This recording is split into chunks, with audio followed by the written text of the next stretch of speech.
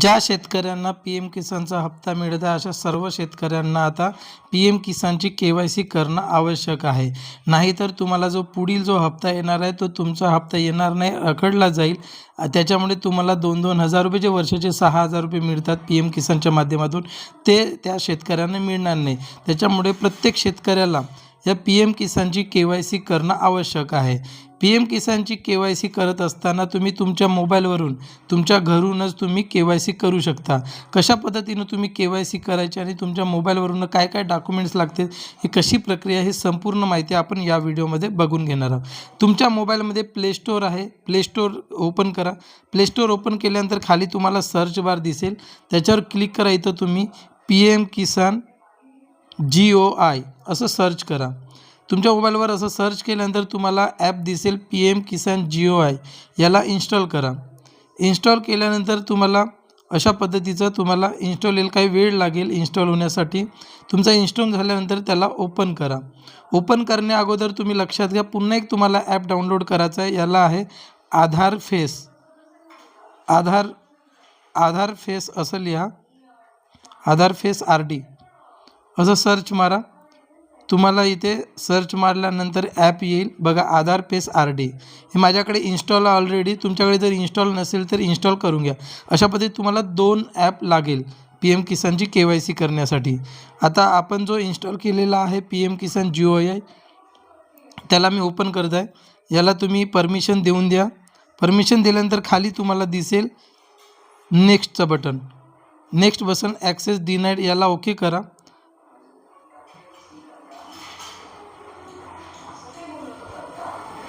इथे तुम्हाला इंग्लिश आणि हिंदी असे 2 ऑप्शन दिसतील.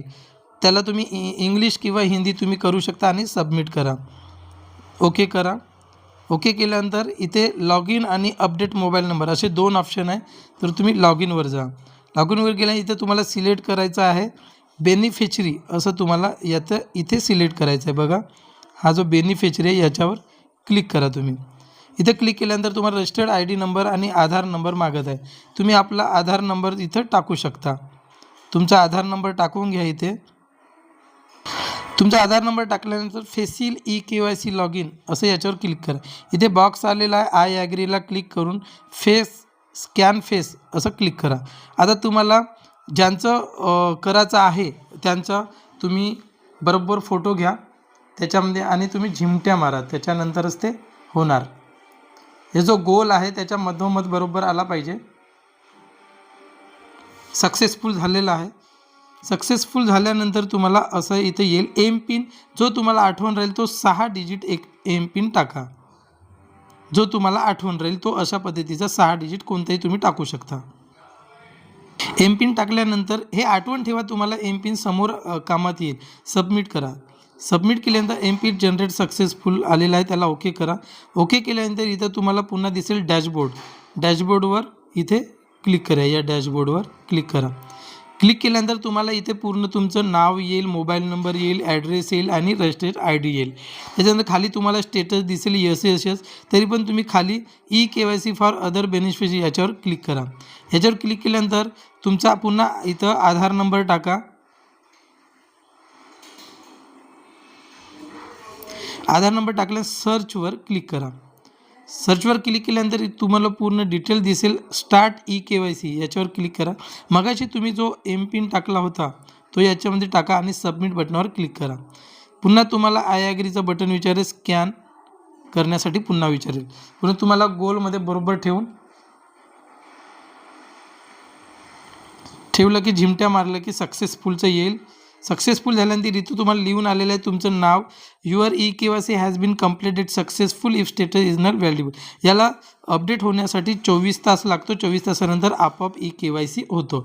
आता तुम्हाला E-KYC झालं की नाही हे जर तुम्हाला चेक करायचं असेल तर याला ओके करा. ओके केल्यानंतर तुम्ही पुन्हा एकदा E-KYC फॉर अदर बेनिफिशरी याच्यावर पुन्हा क्लिक करा. क्लिक केल्यानंतर मगाशी जसं आपण टाकलो इथं आधार नंबर टाका.